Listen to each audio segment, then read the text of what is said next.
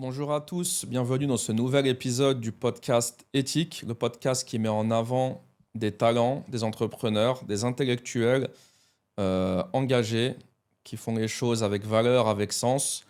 Aujourd'hui, dans ce beau décor, je reçois Thomas Sibyl. Ça va Thomas? Ça va, Alhamdoulilah, et toi? Alhamdoulilah, je te dis salam alaikum. Donc, Alaykoum salam wa je pense que Thomas est suffisamment connu aujourd'hui sur les réseaux et je pense que la plupart d'entre vous, vous savez qu'il est musulman. Donc, on va un peu revenir sur toi, ton histoire, ton parcours, ta vie.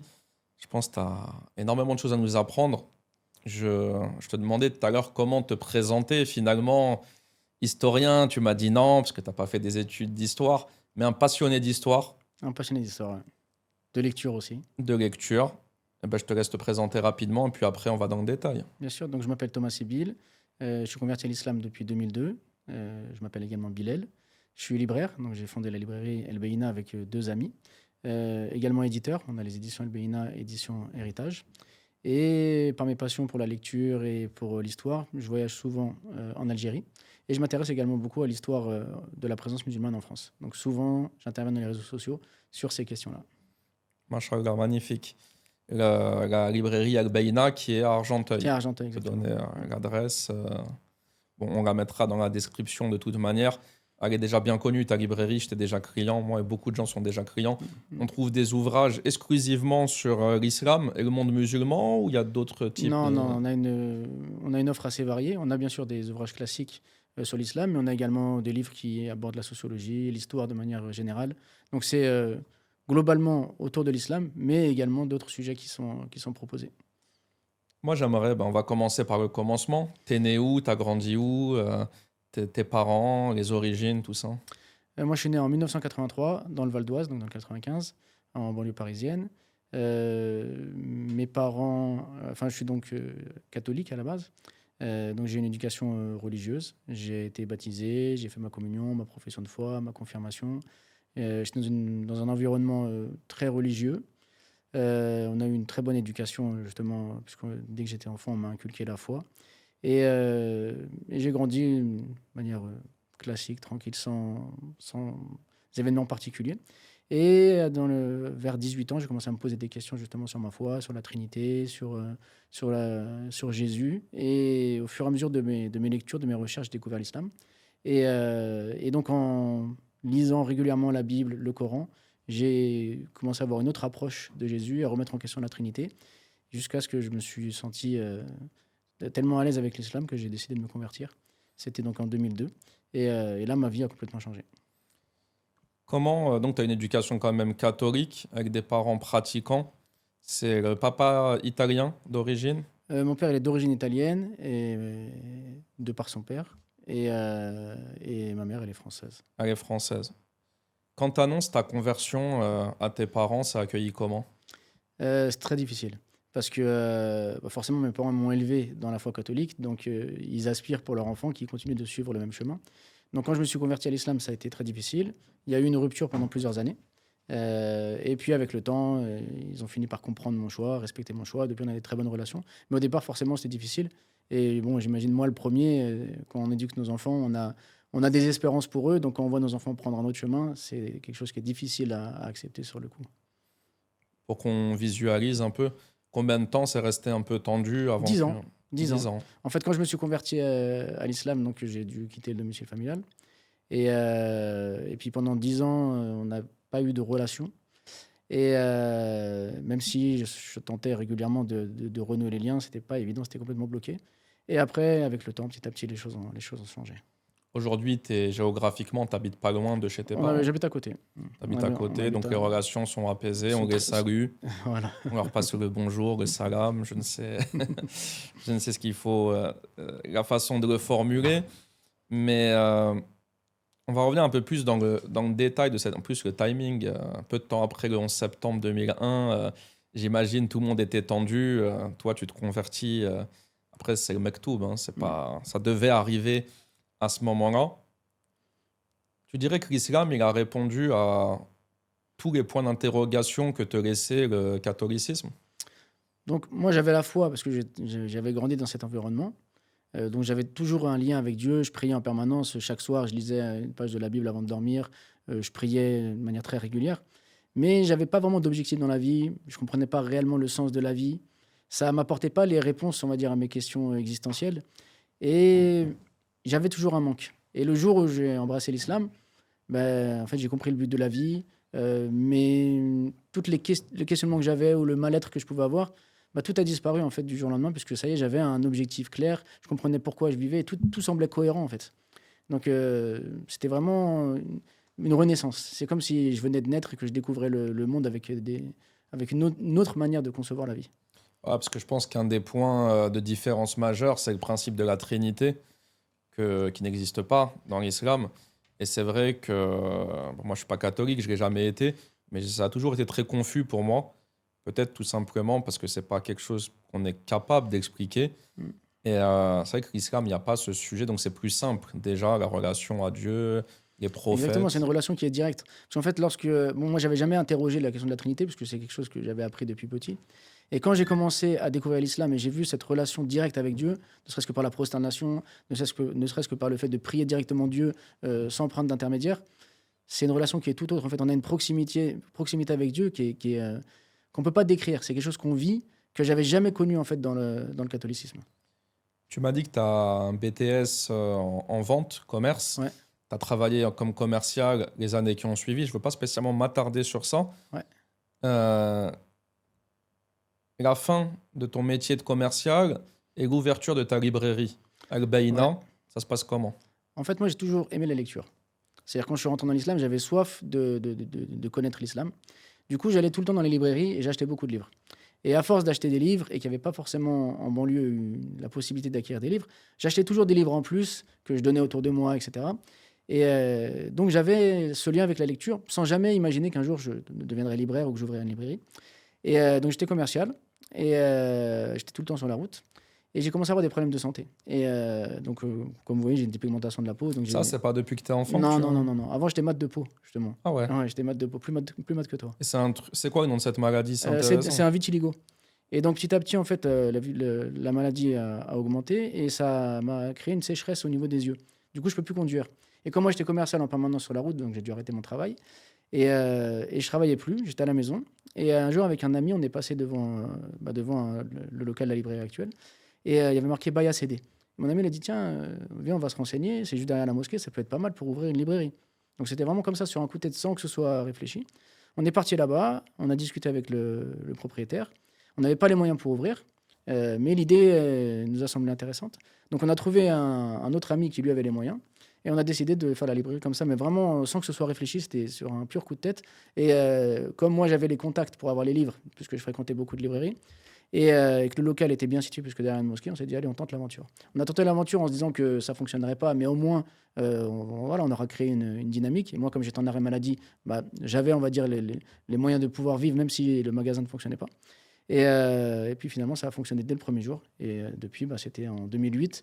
On est aujourd'hui en 2025, donc ça, ça a duré sur le temps. Il y a pas de hasard hein, pour nous musulmans, Mektoub Exactement. et la Niyya. Tu vois l'intention que vous avez mis dedans Mm. depuis 2008, donc 17 ans. Ouais. 17 ans que ça tourne et que Mm. c'est une référence maintenant en région parisienne sur les ouvrages.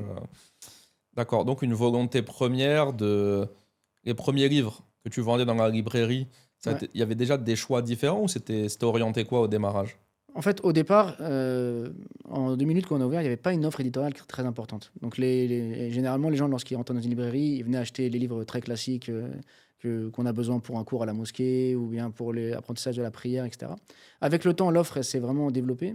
Et moi, de par mes lectures, comme j'aime beaucoup lire, il y a plein de sujets que je voulais un peu aborder à la librairie, proposer, etc., pour élargir un maximum.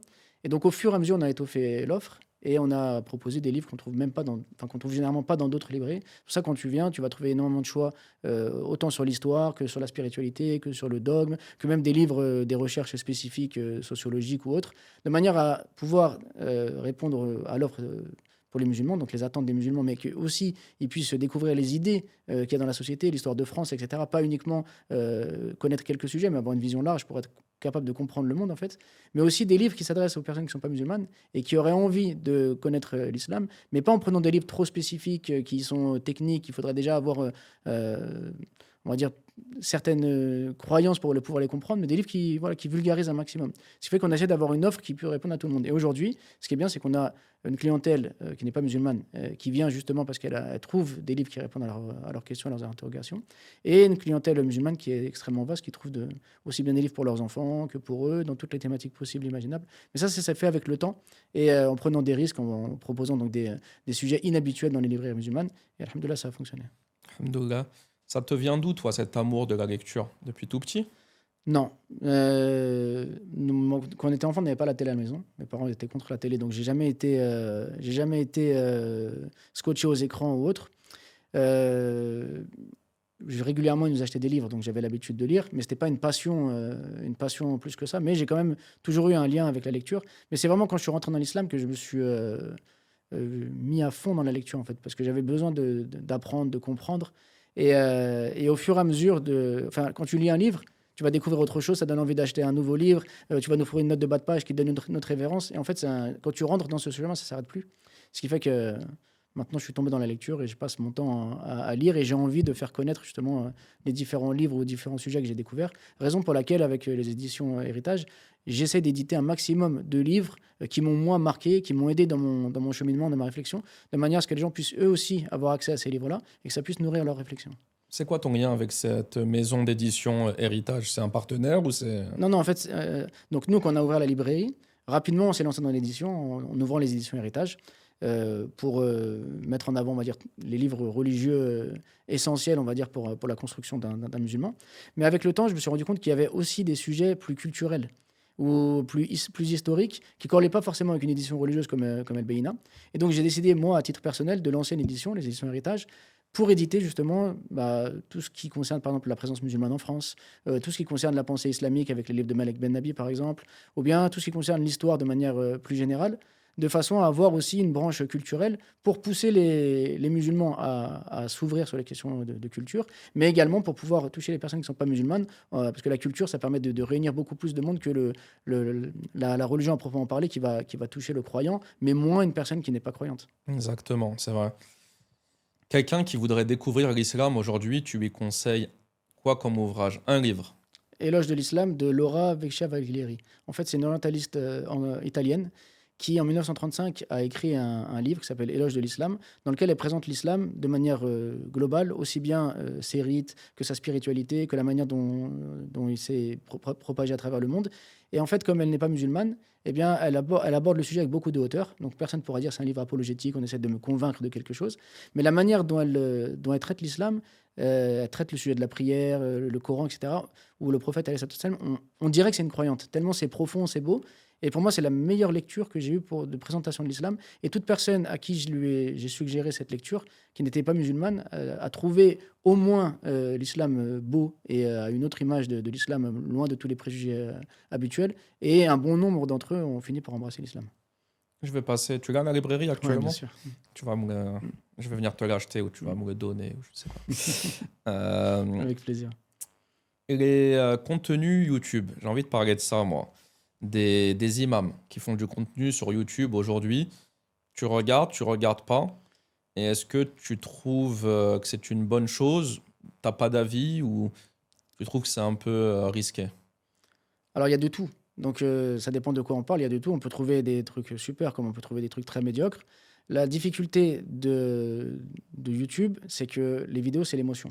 Donc, ça joue sur l'émotion. La personne, elle va avoir, quand elle va écouter la vidéo, elle va être prise d'une fougue qui va vite disparaître. À la différence de la lecture, qui fait appel donc plutôt à la réflexion. Et donc, il va permettre à la personne d'emmagasiner vraiment des informations et de changer sur le long terme.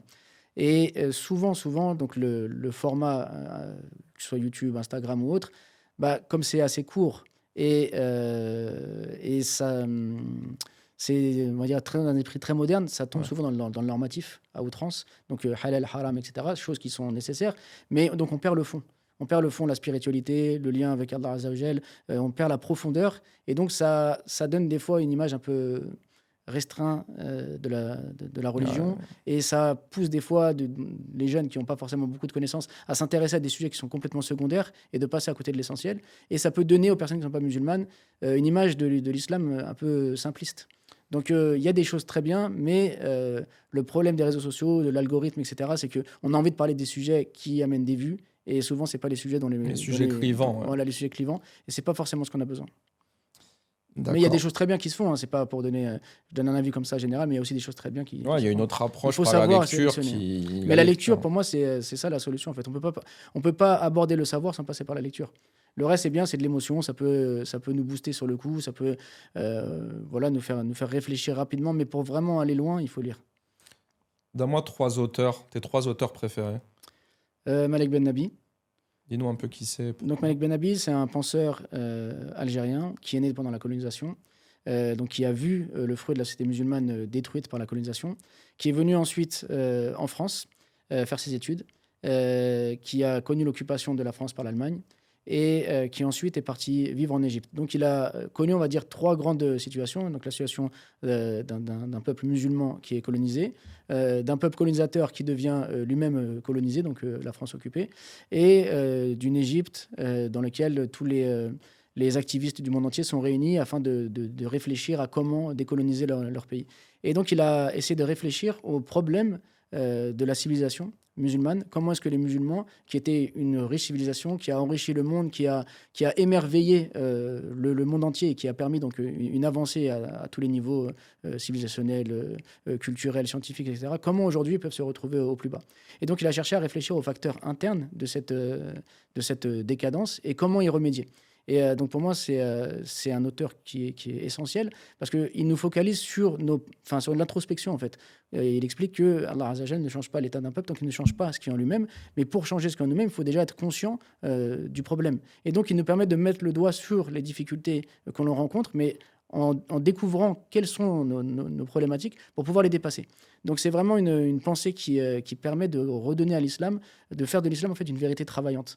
Et c'est souvent ce qui nous manque parce que dans beaucoup de livres ou dans beaucoup d'enseignements, on répète des informations sans forcément les comprendre, et on fait ce qu'on appelle le psittacisme, on répète des choses, mais elles n'ont pas d'action sur nous parce qu'en fait, on ne les a pas réellement intégrées, on a juste répété. Et avec sa manière de voir les choses, eh bien, on intègre vraiment l'information et on essaie de transformer cette vérité en une action, et pas juste une vérité qu'on porte en nous, mais qui n'a pas d'action directement. Et donc, ça permet de donner à l'islam une dimension civilisationnelle, et donc un apport à nous-mêmes et à la société, que je n'ai pas trouvé dans d'autres livres. Donc pour moi, c'est vraiment un auteur phare et qui a une histoire qui est vraiment à part parce qu'il a vécu dans plein de situations difficiles, totalement différentes, qui ont nourri chez lui une riche réflexion. Avant de passer aux 2 autres, je veux ouvrir une grande parenthèse. On en discutait tout à l'heure. Donc ton épouse est d'origine algérienne, ce qui a provoqué en toi un attachement fort pour l'Algérie, où tu vas souvent, où tu as créé des liens. Raconte-nous un peu ton histoire avec l'Algérie. Donc comme tu l'as dit, ma femme est d'origine algérienne, ce qui fait que j'avais une attache, on va dire, plus ou moins naturelle avec l'Algérie. Mais vraiment, j'ai découvert l'Algérie à travers mes lectures ici en France, et c'est ça qui m'a donné l'envie d'aller en Algérie et de regarder l'Algérie différemment. C'est-à-dire que quand j'ai commencé à lire des livres sur l'histoire de France, ou bien sur l'histoire de manière générale, ou sur l'histoire de la présence musulmane en France, j'ai vu beaucoup de liens avec l'Algérie. Et j'ai découvert des grandes figures, que ce soit Malek Ben Nabi, Ibn Badis, Bachir el-Ibrahimi, qui, dans un moment où tout semblait perdu, ont réussi à mobiliser leur énergie, leur connaissance pour créer de la conscience et permettre de préserver l'identité et de redonner vie à un peuple qu'on avait voulu détruire. Et j'ai trouvé cet exemple, leur exemple vraiment inspirant par rapport à notre situation à nous. Et donc ça m'a donné envie de repartir en Algérie, mais pour cette fois-ci rencontrer les descendants donc, de ces gens-là, pour aller à la rencontre de ces gens qui ont fait l'histoire. Et donc j'ai rencontré des gens extraordinaires comme le fils de Bachir el-Ibrahimi, donc Dr Taleb Ibrahimi, son petit-fils donc, qui s'appelle Bachir comme son grand-père. Et donc je me suis attaché à ces gens, attaché à leur histoire, et j'ai trouvé les idées qui les animaient extraordinaires et vraiment d'une grande source d'inspiration. Et puis à force d'aller régulièrement en Algérie, Mais en rencontrant la population, les gens, ils sont tous plus attachants les uns que les autres, d'où les relations sont faciles, agréables. Donc je suis tombé amoureux de ce peuple.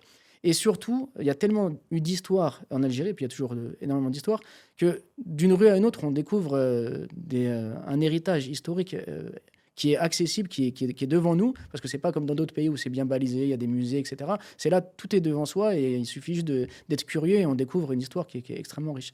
Et donc ça fait que j'ai eu enfin, je suis tombé amoureux de l'Algérie, et maintenant j'y vais extrêmement régulièrement, j'ai beaucoup d'amis là-bas, et j'apprécie la vie, les gens, l'histoire. Voilà. Sur Alger, beaucoup. Beaucoup sur Alger, mais également Tlemcen ou d'autres villes, mais c'est vrai qu'essentiellement Alger. Ouais. Raconte-nous un peu la Casbah d'Alger. Comment tu la visites, toi? La Casbah d'Alger, c'est le poumon de la ville en fait.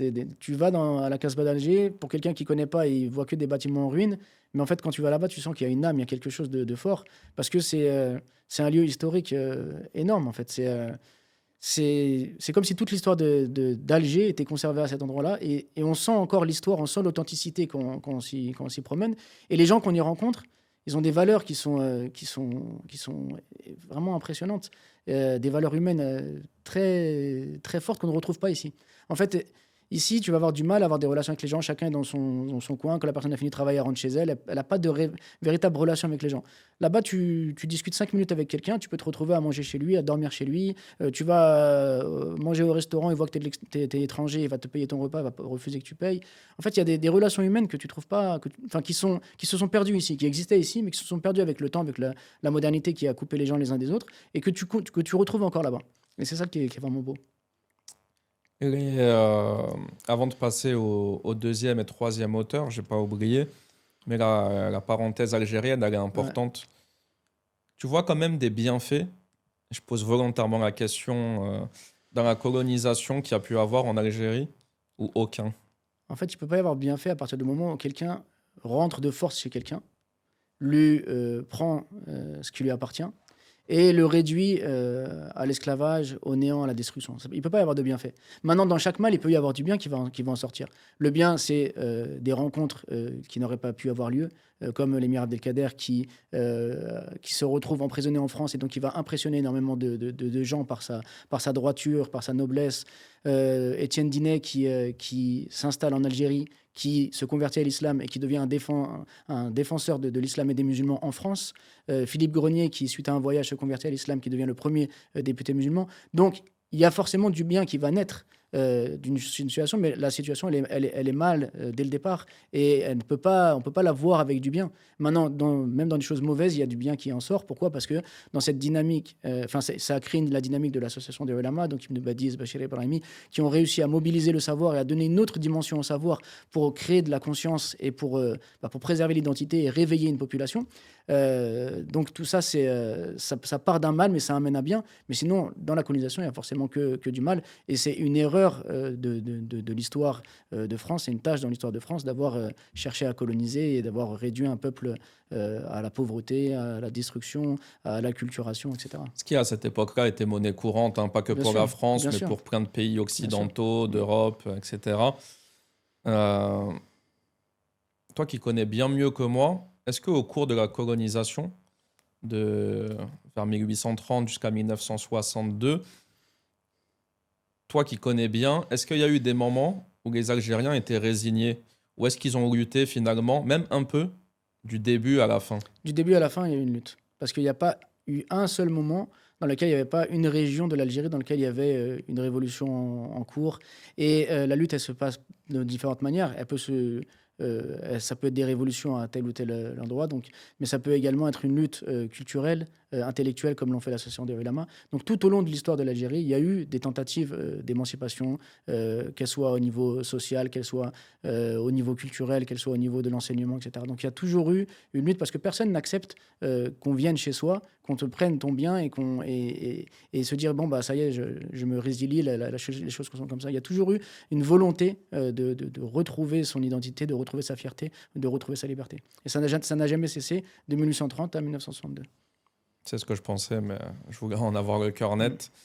Et une pensée aussi pour Gaza, pour les Palestiniens actuellement, qui luttent, eux aussi, même si ça semble très difficile. Mm. En Algérie, il y a eu des moments, ils n'étaient pas plus avancés, hein. Ça paraissait impossible de récupérer leurs terres. Finalement, ils ont repris tout leur territoire aujourd'hui. Ça se paye par le prix fort, évidemment.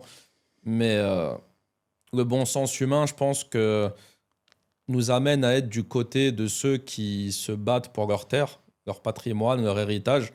Et ça, c'est louable. Donc, une forte pensée pour les Palestiniens, je voulais avoir en tout cas, avec ce qui se passe en ce moment. On passe au deuxième auteur que tu apprécies le plus. Bien sûr. Donc, le deuxième auteur, je dirais le professeur Mohamed Hamidullah. Donc, Mohamed Hamidullah, donc, il est originaire de Hyderabad, qui est maintenant en Inde. C'était un savant encyclopédique qui était vraiment une montagne de sciences, qui a voyagé à travers le monde à la recherche du savoir, qui est ensuite rentré dans son pays, qui enseignait jusqu'à ce que son pays ait été annexé par l'Inde. Quand il a été annexé par l'Inde, il a été choisi pour aller à l'ONU pour demander donc que son pays puisse rester indépendant.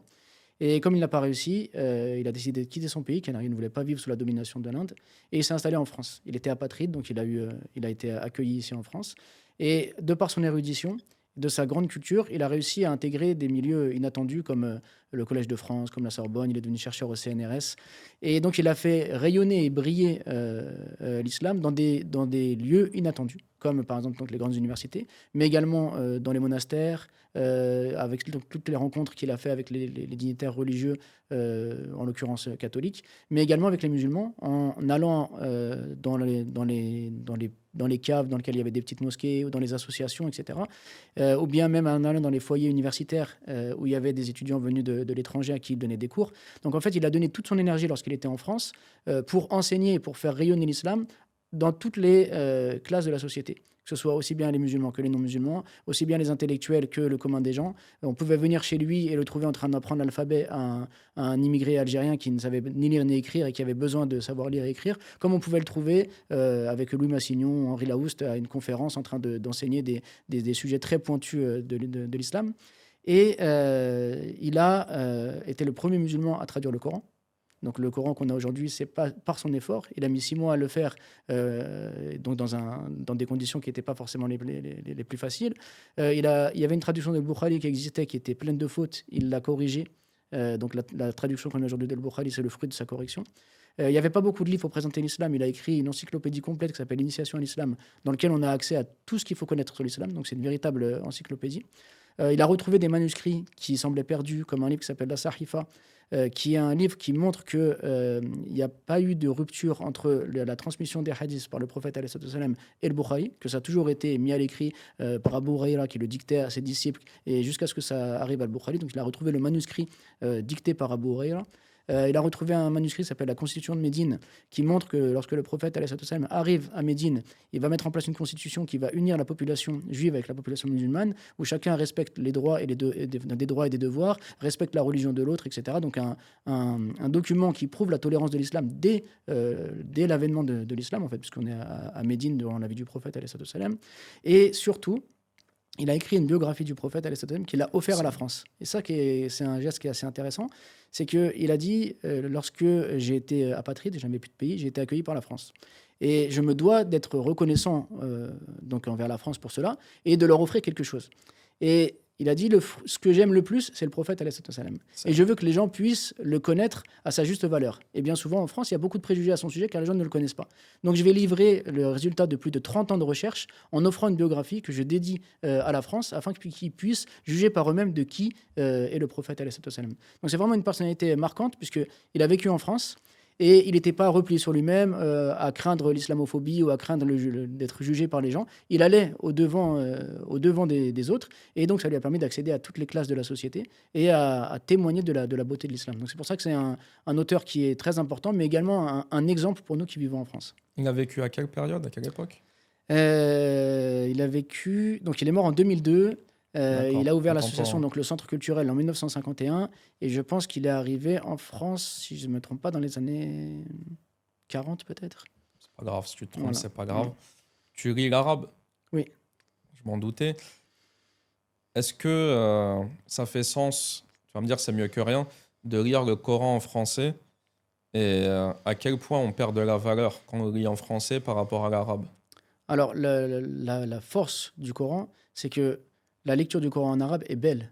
C'est-à-dire, ça, même sans comprendre le Coran, ça nous prend. Et combien de personnes ont embrassé l'islam juste en écoutant le Coran sans même le comprendre? Parce que voilà, c'est une révélation, donc les mots nous touchent. Mais le but du Coran, c'est surtout d'en connaître sa guidée. Et sa guidée, certes, en arabe, on a une possibilité de l'atteindre beaucoup plus profonde, parce c'est la révélation telle qu'elle est. Mais malgré tout, en français, on arrive à comprendre le message que Dieu a voulu nous transmettre par cette révélation. Et il y a beaucoup de gens qui ont embrassé l'islam en lisant le Coran en français, et beaucoup de gens qui au quotidien lisent le Coran en français et en trouvent des enseignements, des sagesses. Donc on perd certes, mais la force de la révélation, c'est que même traduite, elle nous touche malgré tout. Il y a différents niveaux de lecture aussi, hein. Je Mm. pense on peut le lire de façon très simple et en comprendre un sens premier, Mm.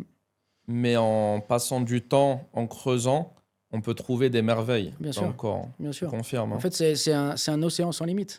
On a accès à une connaissance qui ne s'arrêtera jamais. Et à chaque fois qu'on va le lire, on va en trouver des réflexions différentes. Et c'est pour ça que les différentes exégèses qui existent, il n'y en a pas une qui va être l'exégèse de référence et puis ça s'arrête là. En fait, chacun apporte quelque chose de supplémentaire parce on a ici le socle du savoir duquel on peut tirer énormément de leçons. Et chacun, de manière individuelle, il a pu avoir des fois des difficultés dans sa vie. Et en lisant le Coran, il va trouver des réponses à ces questions qu'une autre personne va avoir une réponse complètement différente. C'est ça qui rend en fait ce texte vivant. Est-ce que, euh, est-ce que l'islam dérange en France? Il interpelle. Il interpelle. Pourquoi? Parce que la France, elle a une histoire particulière vis-à-vis des religions. Et qu'en 1789, elle a voulu mettre fin au catholicisme. Et donc petit à petit, il y a eu une déchristianisation de la France. Et ça a été très violent au départ. Et ça s'est fait avec le temps et avec la modernité qui s'est installée. Les gens ont perdu le goût de la foi, ont perdu la foi en Dieu, ont perdu l'espoir dans une vie, dans une autre vie. Les gens sont focalisés sur leur quotidien et n'ont plus de perspective pour l'avenir, pour l'au-delà. Et puis d'un coup, il y a l'islam qui réapparaît, on va dire, qui fait renaître cette volonté d'avoir la foi, de croire en Dieu, d'avoir d'autres perspectives que juste ce bas monde. Et donc, il y a plein de questions qui reviennent à la surface. Et donc, ça dérange, ça interpelle, ça pose des questions. Et puis, souvent, les musulmans ont tendance à vivre entre eux, dans leur monde. Et donc, on peut les essentialiser, imaginer beaucoup de choses à leur sujet, avoir beaucoup de préjugés. Ce qui fait que ça devient un sujet de société. Et c'est pour ça que nous, les musulmans, on ne doit pas s'enfermer dans la chose impossible qui serait de se dire tout le monde est contre nous, il y a de l'islamophobie, on dérange dans la société, donc on a tendance à se replier sur nous-mêmes. C'est en allant vers les autres que finalement les autres découvrent en fait la beauté, l'esthétique et le potentiel de l'islam et on devient une force de proposition réellement dans la société et chacun peut en faire l'essai auprès de lui en s'ouvrant vers les autres. Bah, souvent on imaginait que nos voisins étaient islamophobes, mais en fait c'était peut-être nous qui avions des préjugés en imaginant ça de nos voisins qui sont en fait très ouverts et dès qu'on a des relations avec eux, bien on lit de l'amitié et puis finalement ça, ils se disent ah c'est ça l'islam, j'imaginais ça pas ça comme ça, etc. Donc ça devient un sujet de société, on le voit tous, de toute façon c'est compliqué à plein de niveaux, au niveau politique, etc. Mais ça ne doit pas nous replier sur nous-mêmes et nous pousser à faire de l'entre-soi. Au contraire, ça doit nous pousser à aller vers l'autre. Et pour citer Malek Ben Nabi qu'on a parlé tout à l'heure, Malek Ben Nabi disait que le rôle du musulman dans ce siècle, il est de se connaître lui-même, parce que celui qui ne se connaît pas, il ne saura pas où est-ce qu'il va aller. Connaître les autres, parce que quand tu fais société avec des gens, il faut que tu saches quels sont leurs centres d'intérêt, leur histoire, comment est-ce qu'ils pensent. Mais la chose la plus importante, c'est se faire connaître. Parce que si on ne va pas vers l'autre, on ne se fait pas connaître, voilà qui je suis, voilà comment je pense, voilà comment je vis, voilà ce que j'apporte à la société, voilà ce que j'apporte comme vision du monde, etc., eh bien, en fait, on n'a pas d'intérêt à rester ici. Mais à partir du moment où on est capable d'aller vers l'autre, de ne pas s'enfermer dans les problèmes de société, de ne pas se dire juste on dérange, eh bien là, on peut être une force de proposition et changer les choses. Est-ce que moi, j'ai l'impression que le catholicisme, il est en perte de vitesse en France, que la France d'il y a 50 ans, les églises étaient vivantes, les gens allaient à l'église, et que les enfants de notre génération, qui ont aujourd'hui 20, 30, et encore plus ceux d'après, n'y vont plus, ou y vont moins, parce que je pense les sciences, la télévision, la culture, puis ils n'y croient plus. Peut-être qu'il y a des questions aussi sur la Trinité, où ils n'ont pas de réponse, et ils vivent dans l'instant présent, Et ils disent on est trop malin pour ça. Nous, finalement, la spiritualité, c'est OK, ça marchait avec nos parents, mais ça marche pas sur nous. Est-ce que les églises sont en train progressivement de se vider, à ton avis? Alors ça, je pense que c'est un problème mondial. De manière C'est vrai. mondiale, quels que soient les pays et quelles que soient les religions, la modernité fait qu'en fait, il y a un dessèchement. On ne croit plus en rien, si ce n'est en ce qu'on voit. Et donc, petit à petit, les gens perdent la foi et perdent leur pratique. Mais moi, je dirais que peut-être quand j'étais jeune, effectivement, les églises étaient vides. Et il y avait un rejet de la foi qui se faisait petit à petit.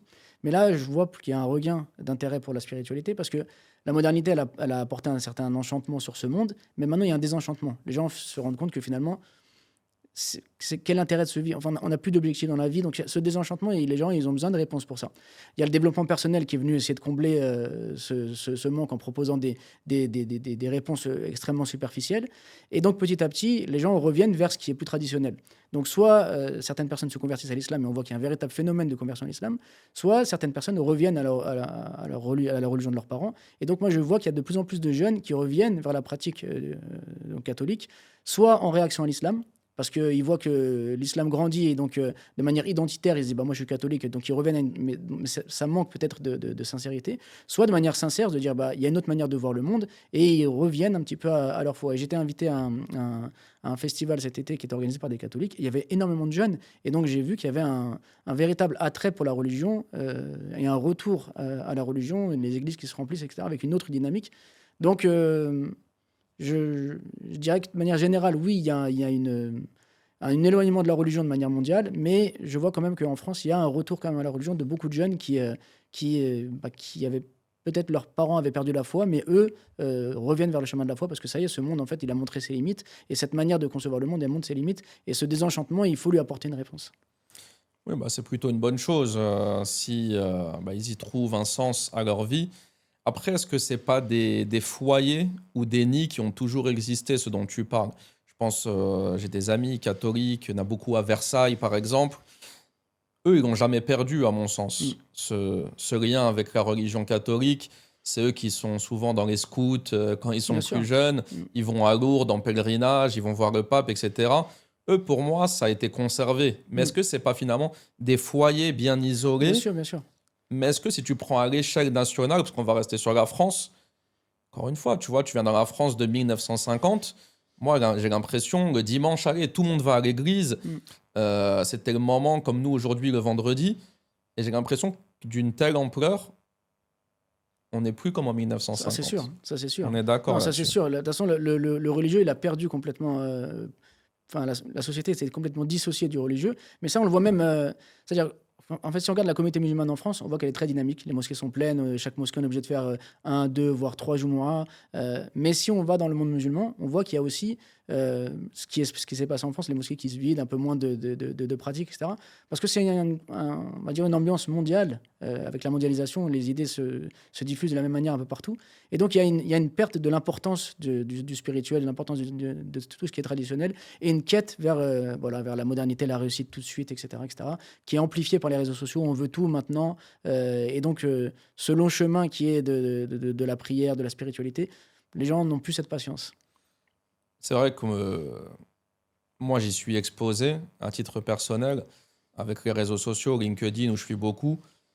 Et plus LinkedIn et les réseaux ont pris de la place, on peut pas nier que ça divertit. Mm. On peut pas nier que ça te... T'as plus le temps, en fait. Tu vois, ce temps d'arrêt que tu marques et qu'on s'efforce.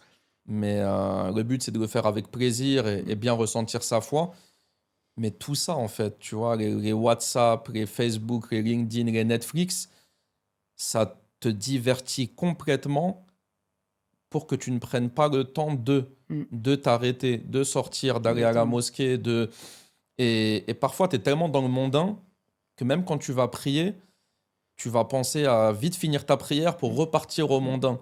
Et on est, je vais dire, attaqué, le terme est fort, mais on est bombardé d'informations continues des réseaux de toutes parts. Et on ne peut pas nier que ça rend difficile, plus difficile, notre pratique religieuse et la concentration qu'on met dans la spiritualité. Tu vois. En fait, le moderne, il a peur du silence. Alors que le silence et l'ennui, On en a besoin pour justement réfléchir, méditer, analyser ce qu'on vit et trouver des réponses plus profondes.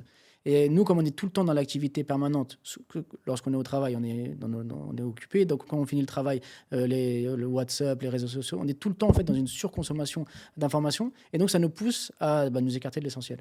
Mais c'est là où, justement, il faut savoir prendre ce temps d'avoir un wird, un temps pour la lecture du Coran, un temps pour le dhikr, etc., pour avoir toujours ce moment en fait intime avec Allah Azza wa Jalla, intime avec Dieu, pour ne pas justement se perdre et s'enfoncer complètement. Sinon, effectivement, après, le cœur, il meurt.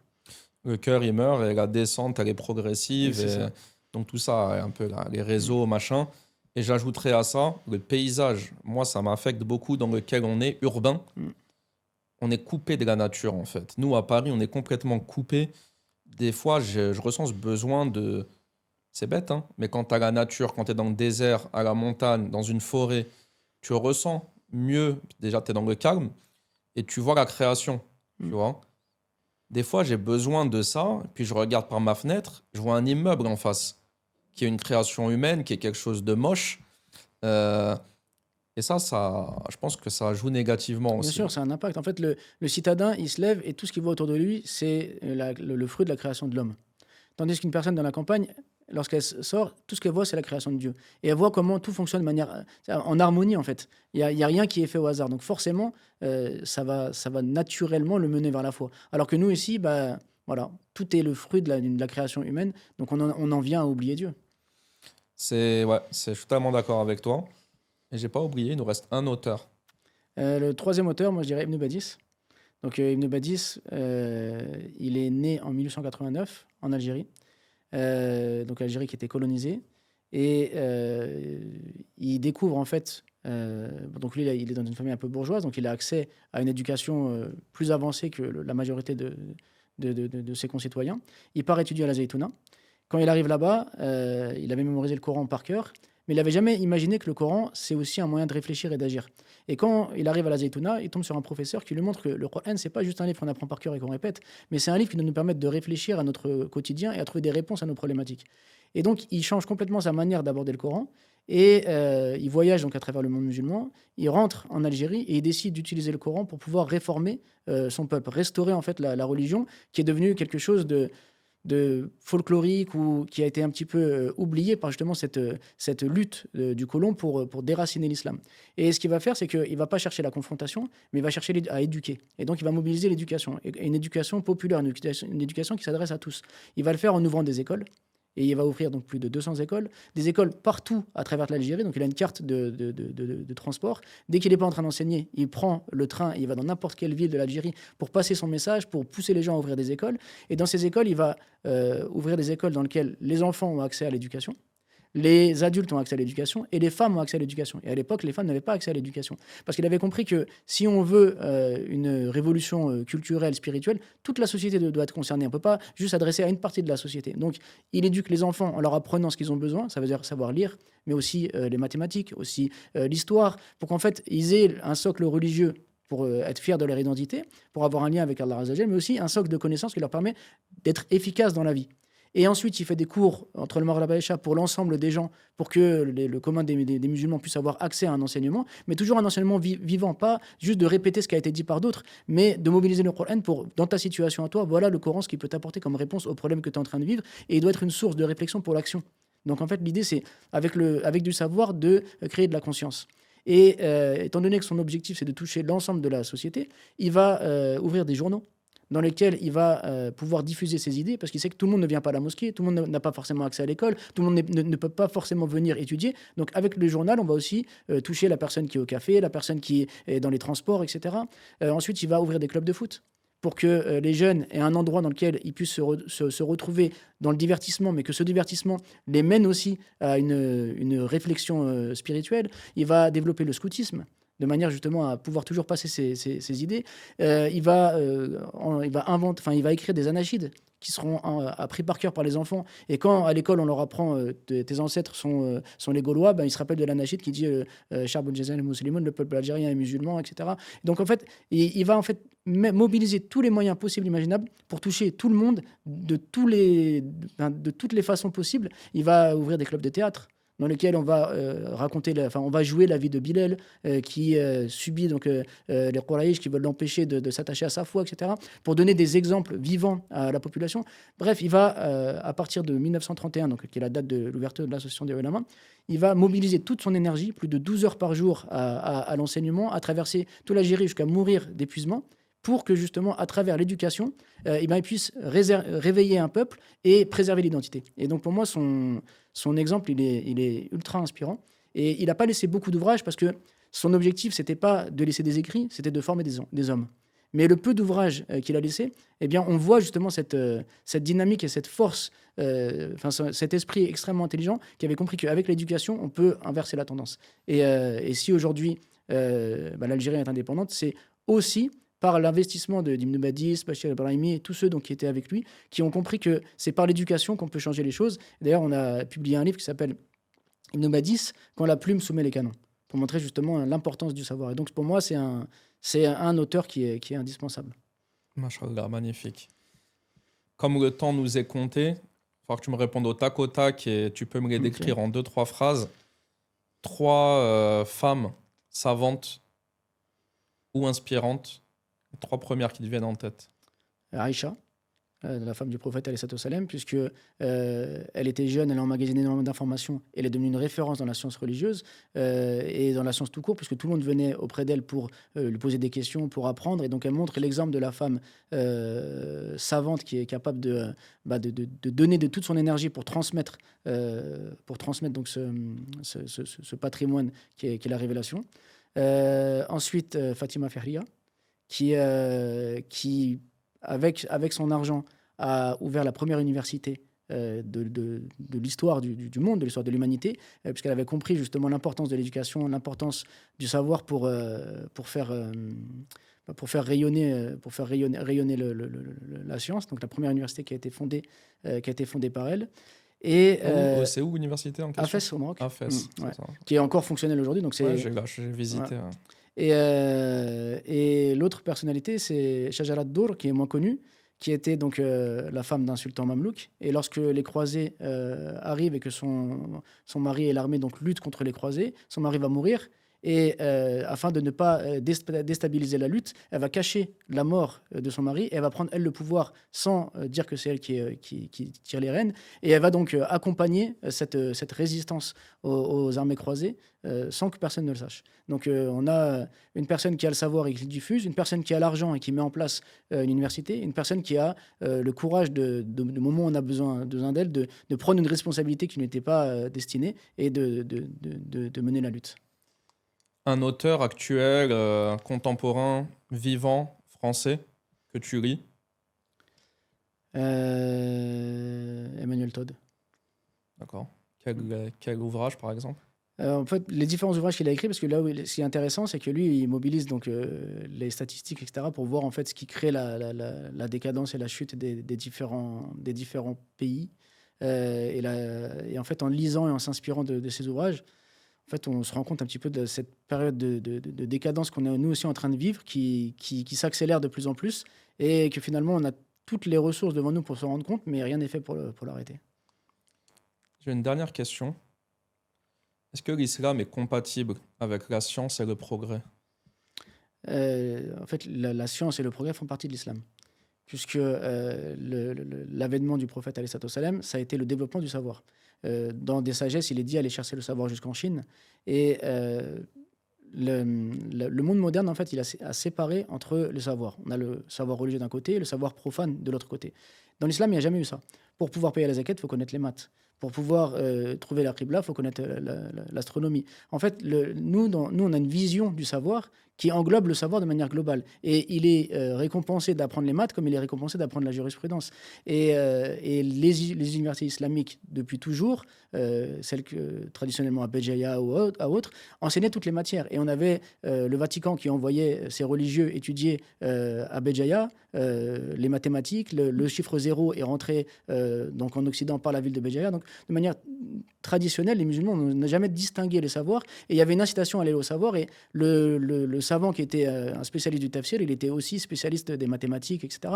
Donc le dynamisme que l'islam a donné en termes de civilisation et parce que justement, dès le départ, le progrès et le savoir est valorisé, quel qu'il soit, et sans jamais en faire de distinction en pensant qu'il y a un savoir religieux et il y a un savoir profane. Non, si on est sur Terre, c'est justement pour préserver cet environnement, pour préserver cette Terre, pour la mener vers le bien, et pour ça, on a besoin de tous les savoirs. Le savoir religieux qui nous donne cette éthique et qui nous donne cette vision de là où on va, et le savoir, entre guillemets, profane, qui nous donne les moyens justement de pouvoir vivre ici correctement et de développer le monde, de développer la Terre.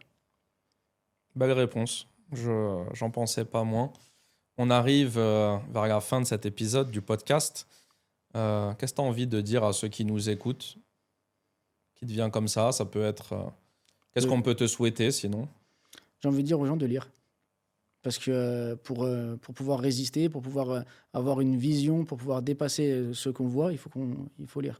Parce que la lecture, c'est en fait ce qui nous donne de la matière pour penser.